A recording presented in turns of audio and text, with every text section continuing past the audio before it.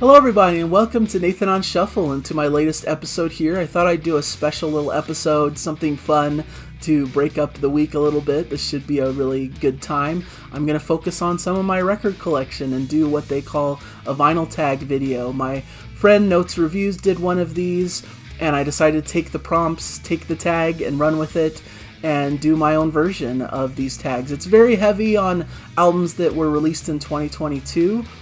So you're going to see some albums from last year that I really enjoyed. If you keep up with the channel, you'll probably be familiar with them and me featuring them on my roundups of the best albums of 2022. So it's a fun little look back and then some interesting other prompts that I thought would be fun to focus on and to have a little bit of a fun, relaxed time with you guys. So that's why I'm a little bit off to the side here. I thought it would be good to showcase the records over here and let you guys see them, so it should be a good time. So let's jump into it. Without further ado, I'm going to try to get through these fairly quickly so it's not too lengthy of a video, but you know me, I tend to talk about all my stories and things and it ends up getting a little long, so we'll see how it goes. So first prompt here, favorite new release of 2022.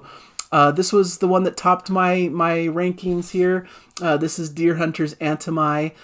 This is a fantastic album from one of my favorite bands. Them starting a bit of a new saga. They did the Axe albums, which are all fantastic, but this is them starting a new storyline, and I just thought it was brilliant. Adds an extra layer of funkiness and jazziness to their already excellent soundscape, and I think it just added a cool new dimension that really, really drove me wild. That really impressed me, so I can't recommend this one enough. This is one of my favorite records that has come out recently. So beautiful record that I'm glad to have in the collection. I know a lot of people received theirs quite late because there was issues with shipping, but I was happy to receive mine. So this is a fantastic record. Highly recommended. Next one, last band or solo artist you saw live. I haven't really gone to many live shows recently, so this was a little bit more difficult. I've been shying away from going to lots of concerts, but I did see the live Morse Fest that was streamed, and so I thought that would be the best showcase here. Here's the Neil Morse Band's Innocence in Danger. They were actually playing Testimony and Testimony 2 through the Morse Fest. 2 nights of incredible concerts. I had my friend over. We watched it on my big screen TV, and it was a lot of fun. So that's the most recent concert experience I've had. And sometimes it's just cool to be able to be at home and experience this type of music. I know there's nothing that can really beat the feel of being there live, watching the musicians in person, and feeding off of that energy and that experience, but you know, this is a nice second place because you get to be in the comfort of your own home and get to have pretty much the most perfect view of it from your comfort of your couch. So the next one, their first album was the best. This is a little bit harder than you might think because I tend to like artists more as they develop and create more music. And so for most of my favorite artists, my favorite albums come later in their catalog. But this is one exception that I think this is their best album. This is Frost and their album Million Town, which I just find to be a fantastic debut. It was one of those life-changing albums. Maybe I should have mentioned it on my life-changing albums episode, but it brought a new facet to prog music to me with this really cool neo-prog style, but had a bit more of an accessibility and a modern edge to it that I thought was really fascinating. And this has just been one of my favorite records consistently. I just think it's just a fantastic one. Jim Godfrey, John Mitchell, just a fantastic group of musicians playing on this. An incredible epic, and it's just really fantastic. So definitely one to check out there if you don't know. Hat Trick, show the vinyl CD cassette of an album. Well, I don't collect cassettes, so this was a tough one. I don't have any cassettes to showcase, but I thought I have tons of examples of stuff I have on vinyl and on CD because I was first a CD collector. And have been getting more into vinyl, so I've been not really replacing, but adding vinyl of stuff I already have on CD. So one I got recently that I got on both formats, and it also comes with like a Blu-ray, so maybe you can consider this 3 formats, is Gentle Giant's Interview, the new Steven Wilson makes of it. I just got this very recently in the mail here.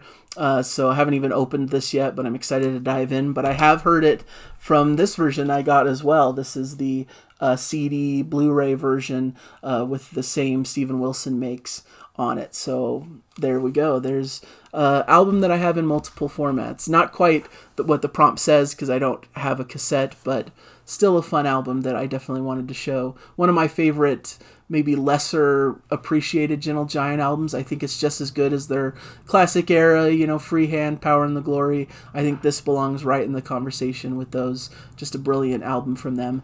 This one is album that starts and ends with the same letter.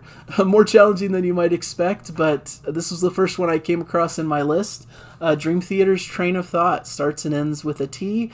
This is one of the heavier albums by Dream Theater. Really fantastic work from them. I really enjoy it. I think there's some great expansive pieces here. I'm not typically into the heavy style, but I think it works well on here, and it was a cool experiment from the band. So definitely excited to have that on vinyl.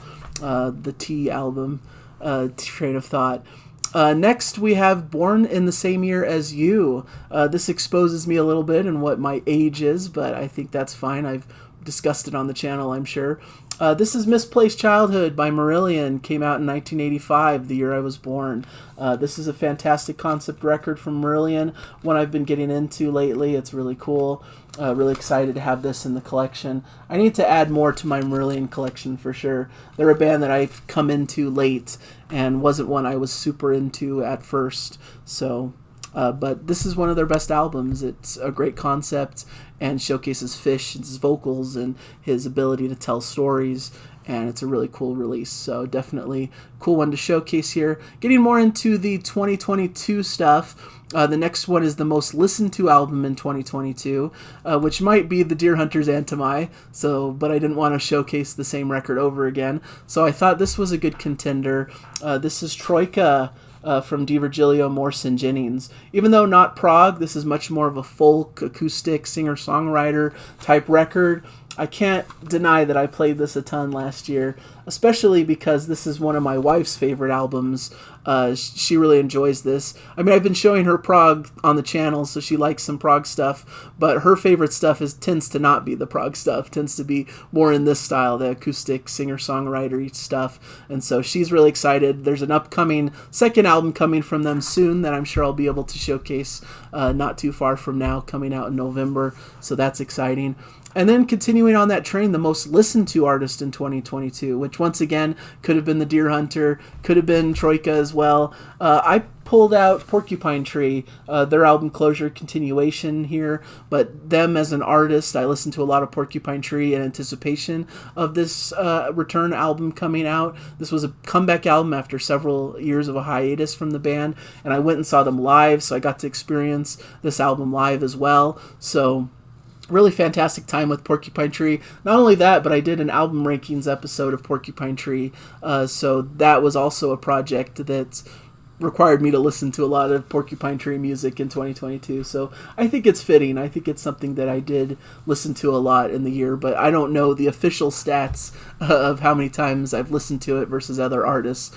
This was just in my opinion of what I think I listened to quite a bit in the year. Australian artist and band. I've been talking a lot about Australian prog lately. I did a top 5 of my favorite Australian prog bands, and one that topped my list, or was sharing the top spot of my list, was Southern Empire. And I just recently got their self-titled debut record on vinyl. Didn't have that one. I have Civilization, their second record, and as you can see on the wall here, I have their recent record, Another World, but I thought I had to complete the trilogy and get their self-titled debut. So this is a fantastic record on red vinyl. Great band from Australia. Really recommended if you love the same style prog that I like. Symphonic prog, but with a little bit of a heavier, more modern edge. I think they do a fantastic job on their music. So definitely something to consider, something to check out if you haven't yet. Fantastic group. Next we have a surprising purchase of 2022. And this one I decided to pull out Tiktaalik from Charlie Griffiths. Fantastic artwork. I love this. Very Roger Dean inspired. This is surprising because It's a heavier album than what I'm used to. This was starting to get me a little bit more into the metal side of the prog spectrum. I like Haken. I love them. They're one of my favorite groups, but this goes into more of a thrash metal direction, and there's even some harsher vocals on certain tracks. So that was a surprise that I enjoyed it as much as I did. And so I had to pick it up because it became one of my favorite records of the year, in my top 10, I believe, of the best of 2022. So a big surprise that I liked it as much as I did, with the issues I have with the harsher vocals and things like that. So a fun time. I really enjoy that record quite a lot. So next we have an artist band that you're complete on. And there was a couple options here, but I decided to go with the Flower Kings because I've been recently picking up all of their remasters and things that they've been doing. From Royna Stolt. My wife recently helped me complete my collection by getting me Banks of Eden and Desolation Rose on vinyl. I just picked up their latest one, Look at You Now, which I did a review on the channel for, and I think this is a fantastic addition to their already sprawling discography. So I love the Flower Kings. I love all their albums, and I think this is another great one to add to the collection. But yeah, now I have all their studio albums on vinyl. Really exciting, and just a really fun time to be able to listen to great music from them. Next is another artist that I completed their discography recently due to an upcoming ranking project that I'm excited to get into in a few weeks. This is Genesis. I have their albums on vinyl as well. The topic here is great run of 3 albums, so I picked 3 from the Genesis catalog. This is probably my favorite 3-album run from them, and that is Foxtrot.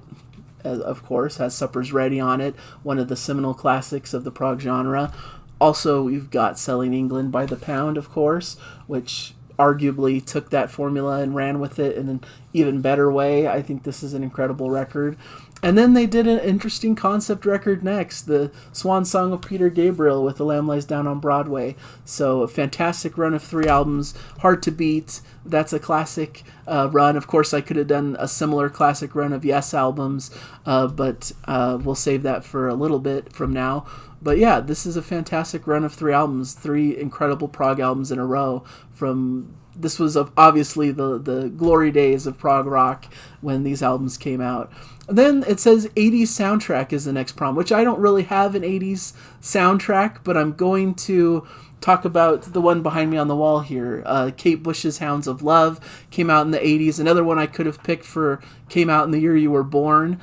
But the song Running Up That Hill is in the soundtrack for Stranger Things, so I thought it's adjacent, it can kind of fit. But beyond that, I don't really have any 80s soundtrack. I'm not really a soundtrack guy in general, so that was a little bit of a difficult stretch for me, but that's what I came up with, Kate Bush's Hounds of Love.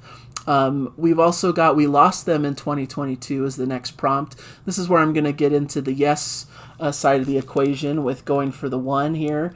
Incredible album that I picked up. I have the picture disc version of this, but I picked up a used copy because I've heard picture discs just aren't that great quality, so I wanted to get something of better quality for one of my favorite albums. But I wanted to mention it because of Alan White, who passed away in 2022, who plays drums on this release. So really fantastic work from the band, just beautiful. Ends with Awaken, which is one of their most spectacular pieces, but you've got Turn of the Century and Parallels and Going for the One, the title track. Just a fantastic group of tracks that is one of the greatest in prog history.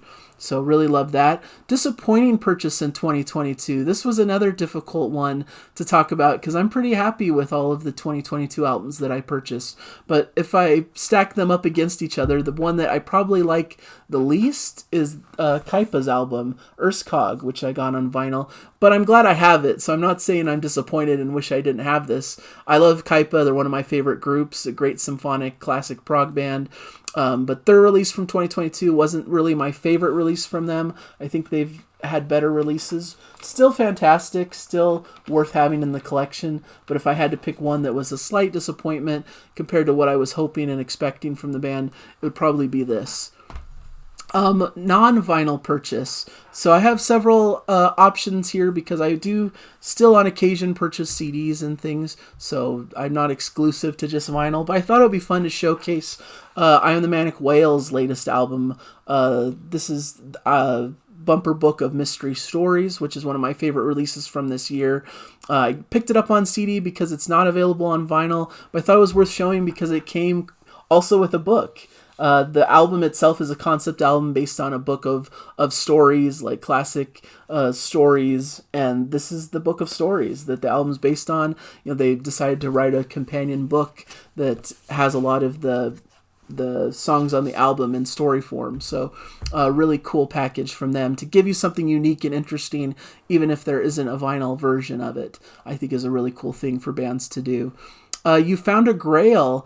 This was hard too because I'm not really the type that's looking for Grails necessarily. You know, I have very eclectic taste, I know.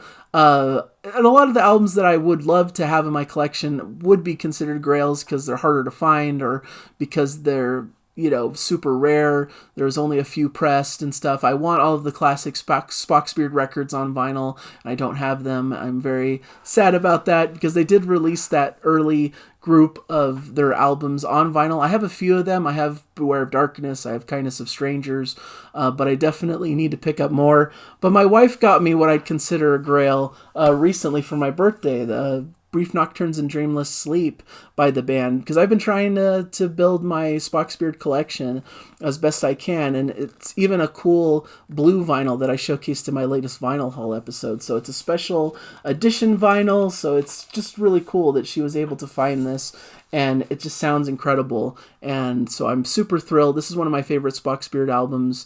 I think it's worthy of the title of Spock's Beard, you know, just as great as some of their classics from the Neil Morse era. Definitely well worth checking out. And then we've got Space Theme album sleeve or song, and I immediately went to Arion with this prompt, and this is the one I wanted to pull out, their Universal Migrator Part 1 and 2. I got the big box set. It's signed by Arion himself. Definitely a space vibe and space theme to this album. Both parts of this are absolutely incredible. The first one more of a lighter, dreamier, spacier style of prog, but then you get the more heavy metal style direction on the second part of it. So it's a really cool release that I really enjoyed quite a bit, and I wanted to put it on my list here. And then a show some VCLT or a present, and I had to look up what VCLT means, and I believe it stands for Vinyl Community Love Train. So basically show an album that was a present of some sort, you know, a gift that you received. And I wanted to showcase, my dad got me this recently, I believe last Christmas, the White Album from the Beatles in a cool box set. Contains the Escher demos as well. Really cool. My dad's a huge Beatles fanatic, so anytime he sees a Beatles-related thing, you know, he has to get it. And so that was an exciting one that he got for me on my last Christmas, so had to mention that one. And then an album released in 1973, and there was a lot of options. I didn't want to repeat artists, so I didn't showcase what I could have, because there's certain artists I've already shown that released albums in 73, but I thought this was a cool one to point out, and that's Jethro Tull's A Passion Play, which I have this more used copy. Hopefully I can get maybe a better copy someday, but for now this is a good placeholder in the collection for Jethro Tull's A Passion Play. A beautiful record. Really excited to have this, and to me almost every bit as good as Thick as a Brick. I think it's a bit underrated because a lot of people rate Thick as a Brick way higher, but I think it's just as good and a great song. You know, it's one song throughout the whole album, and it's really well done. Really classic prog that I really love. So there you have it. That's my vinyl tag. I tried to keep it fairly quick and short. Hopefully you guys appreciated it and saw some items that you liked. Let me know in the comments if you have any answers to any of these prompts of your own, or want to just comment on the albums I showcased. Would love to hear about it in the comments. So thank you guys for joining me. Hopefully this was fun for you, and I'll hopefully catch you in a future episode. Bye, everybody.